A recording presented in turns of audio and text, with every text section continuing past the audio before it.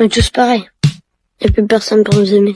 J'ai une révélation à vous faire. Le problème de la santé mentale des jeunes, c'est pas TikTok. Le problème des jeunes, c'est vous. Au début, vous nous disiez que le problème des jeunes, c'était la télévision et Club Dorothée. On nous a ensuite dit que le problème des jeunes, c'était les jeux vidéo et GTA 5. Et maintenant, on nous dit que le problème, c'est les réseaux sociaux, c'est TikTok. Vous passez votre temps à trouver des excuses pour ne pas admettre que le problème de la santé mentale des jeunes, c'est vous. C'est vos politiques contre les jeunes. La France de Macron, c'est la dépression des jeunes qui a été multipliée par 2 depuis son élection. Les hospitalisations pour tentative, c'est plus 76% pour les 20-24 ans, plus 118% pour les 10-14 ans. Un jeune sur 3 qui présente un risque de troubles anxio-dépressifs. Mais vous arrivez quand même à nous dire que ce n'est pas de votre faute. Le problème, c'est que les faits sont accablants. Depuis 2010, la courbe de la santé mentale chez les jeunes, elle est comme ça. Elle ne fait que monter. Donc, vous ne pouvez pas nous dire que c'est le Covid. Et quand vous regardez cette donnée en fonction de l'âge des jeunes, c'est pareil. Plus les jeunes grandissent, plus ils sont affectés par des troubles de la santé mentale. Le moment où les adolescents sont le plus affectés, le moment où les numéros verts sur la santé mentale des jeunes sont les plus surchargés, c'est le moment de Parcoursup. Et ça, le ministère de l'Éducation nationale le sait très bien. C'est même pire que ça, il le cache. J'ai auditionné des scientifiques qui ont été missionnés par l'Éducation nationale pour étudier la santé mentale des jeunes. Il leur a été interdit de parler de Parcoursup dans leur enquête. Le ministère a censuré un rapport scientifique qui devait interroger les jeunes sur Parcoursup. Mais les faits sont là. Parce que quand on interroge les adolescents sur ce qui les angoisse,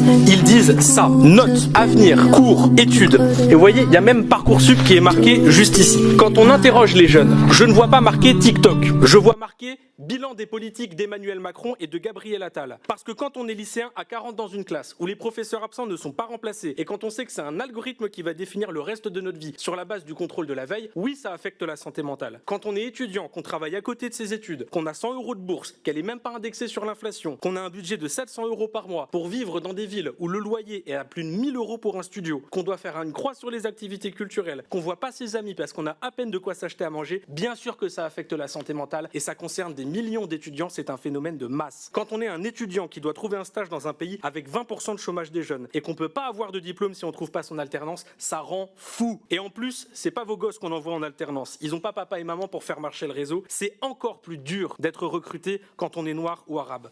Et même quand on est une femme voilée. Voici ce qui tourne dans les groupes de promo. Une liste d'entreprises qui acceptent les femmes voilées au travail. Voilà jusqu'où mène le racisme et l'islamophobie dans notre pays. Quand on parle de détresse psychologique chez les jeunes, c'est ça qui ressort. C'est l'incertitude. C'est le sentiment de ne pas pouvoir se projeter. C'est se demander à quelle sauce on va être mangé. Comment voulez-vous que ces jeunes puissent se sentir bien dans une société qui ne veut pas d'eux? Et ne me dites pas que c'était la même chose il y a 50 ans. Le prix du logement n'était pas le même. Le chômage n'était pas le même. La croissance économique n'était pas la même. Le pouvoir d'achat n'était pas le même. La pression à l'orientation et au recrutement n'était pas le même. Il y a 50 ans, on pouvait se dire que demain ça irait mieux. Aujourd'hui, quand on réfléchit à la France dans 50 ans, on pense à la crise économique, au réchauffement climatique et à la guerre. Le problème de la santé mentale des jeunes, c'est pas TikTok, c'est l'incertitude.